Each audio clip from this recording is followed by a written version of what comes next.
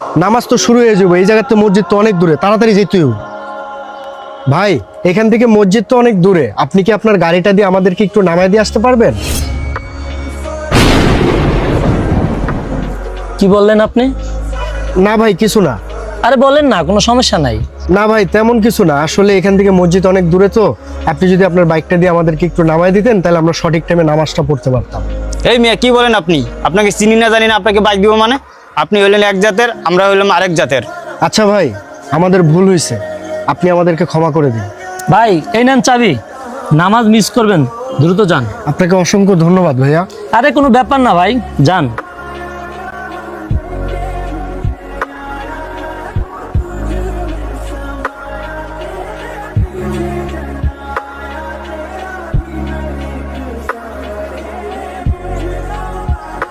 এই মিয়া আপনি চিনেন না জানেন না, বাইকটা দিয়ে দিলেন।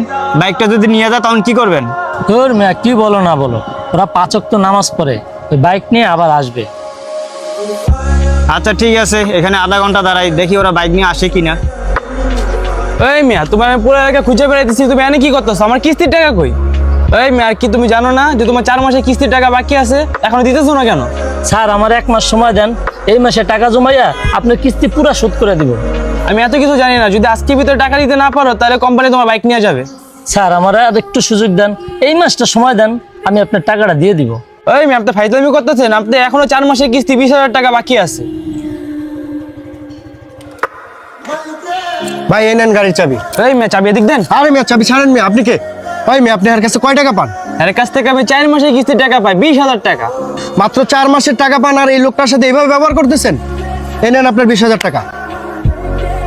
আপনার টাকা আপনি পাইছেন না, আপনি নেক্সট টাইম ওনাকে আর কোনো বিরক্ত করবেন না, ঠিক আছে? ঠিক আছে। যান এখান থেকে। ভাই এই নেন আপনার চাবি।